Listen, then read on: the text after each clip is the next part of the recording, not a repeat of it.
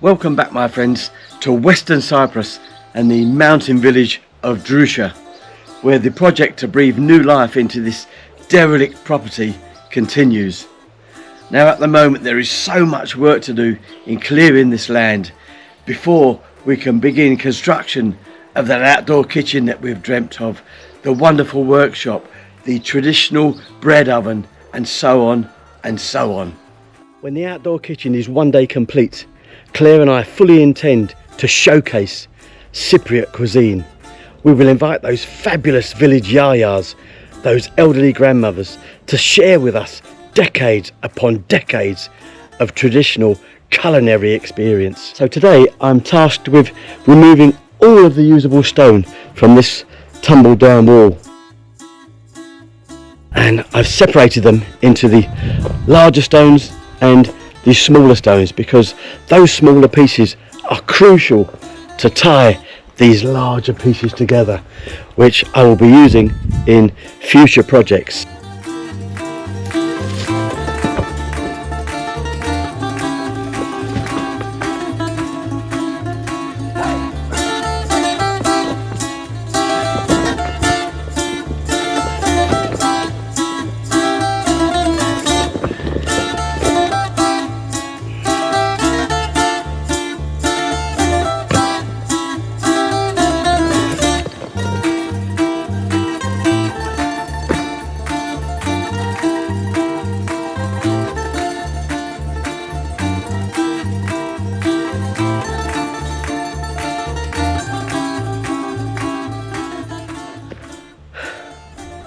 Oh, this really is thirsty work, but every painstaking minute of every day is progress as far as we're concerned.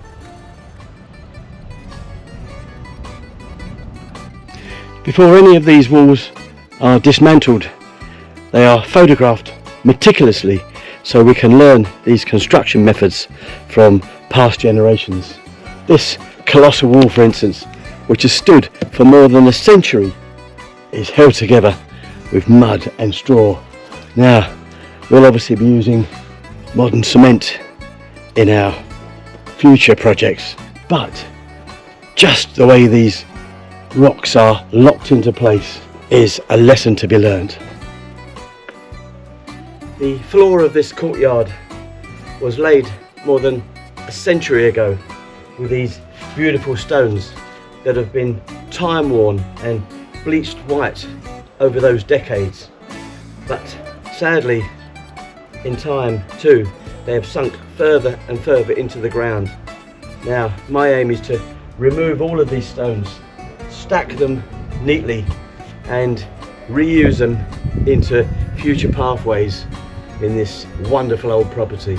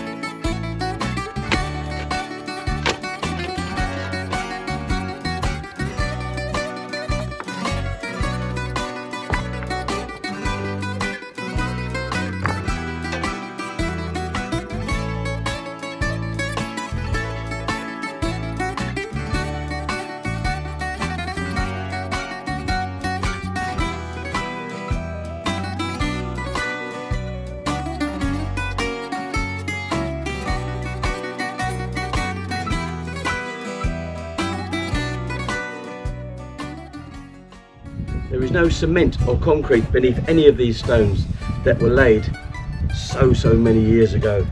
Just this rich, dark Cyprus soil that Claire and I intend to painstakingly sieve by hand and save for our pots and planters that will eventually breathe life into this garden once more.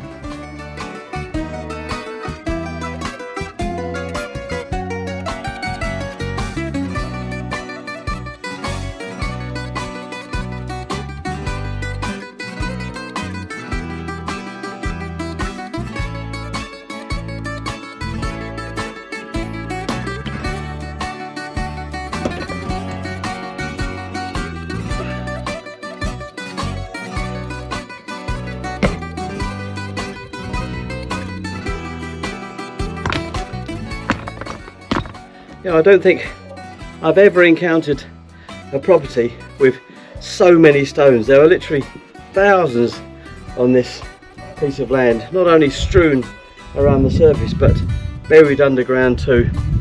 And I know you're thinking, why don't they use a machine to excavate the ground? Well, the access is extremely limited at the moment, and I know eventually I might have to take a piece of the perimeter wall down to get a larger machine in when we tackle the tumbled down house. But at the moment I'm enjoying seeing just how far we can go with manpower alone. Now on the upside, all of it is this wonderful local sandstone which is synonymous with this region of Western Cyprus. In fact, the entire mountain village of Drusha, where I live, is constructed with this very stone, and for that reason we'll be saving every single piece. Many of these rocks, the larger rocks, will be repurposed into future walls, and the smaller stones will be used as hardcore beneath pathways and patios further down the line. Now, in the spirit of recycling, Leo and I are going to repurpose these old bed springs that we found on the land and use them as a giant sieve to sieve out any smaller stones and bag up this beautiful earth and use it in the months to come when we are planting this wonderful garden.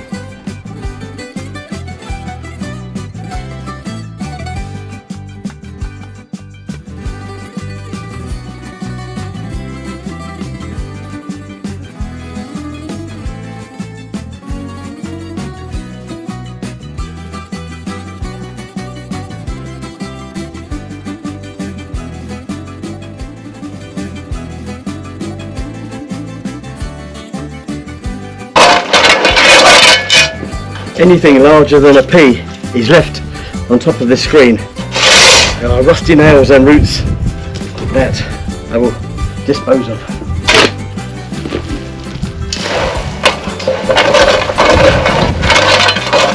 It really does give me great pleasure to produce such wonderful soil.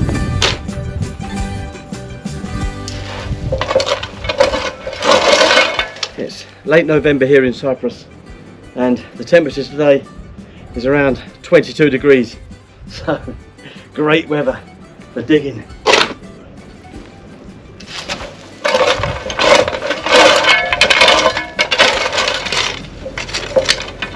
This topsoil that we're producing will save us countless euros further down the line, and is far better than any peat-based compost that would dry out so rapidly in this Cyprus sun.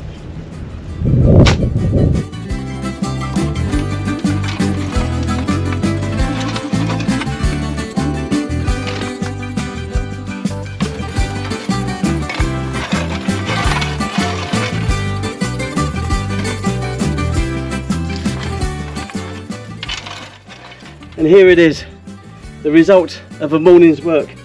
Around a tonne of fertile, sieved Cyprus soil. And this really will benefit our new planting later on here in the garden. This sieved soil really is pure gold to any gardener. It is perfect for seed germination, for cuttings and for vegetables too, and would ordinarily cost a pretty penny to purchase in this large quantity.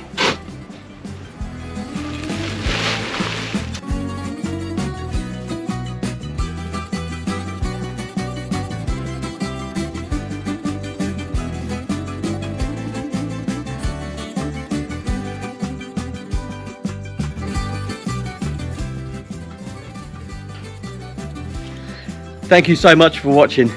If you'd like to follow this project right through to the very end, then don't forget to subscribe to this YouTube channel and hit that notification bell so you never miss a single episode. Bye for now, and bless you all.